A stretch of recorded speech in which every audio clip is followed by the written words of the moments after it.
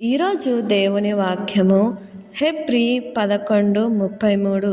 వారు విశ్వాసము ద్వారా రాజ్యమును జయించిరి, నీతి క్రియలను జరిగించిరి, వాగ్దానములను పొందిరి, సింహముల నోళ్లను మూసిరి, అగ్నిబలమును చల్లార్చిరి, ఖడ్గధారను తప్పించుకొనిరి, బలహీనులుగా ఉండి బలపరచబడిరి అని దేవుని వాక్యం సెలవిస్తుంది. ఇంకా యుద్ధములో పరాక్రమశాలులైరి అని కూడా సెలవిస్తుంది. అన్యుల సైన్యులను పారదోలిరి అని వాక్యం సెలవిస్తుంది.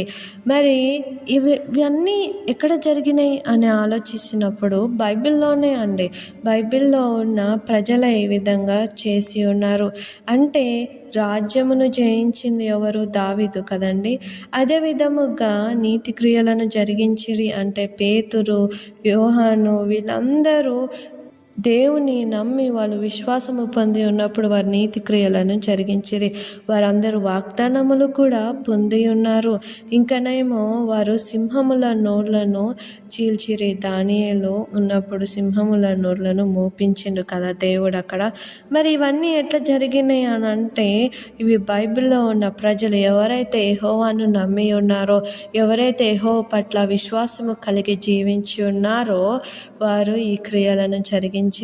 మరి మన దేవుడు ఎంత గొప్పవాడు! ఆయన సృష్టికర్త కదండి.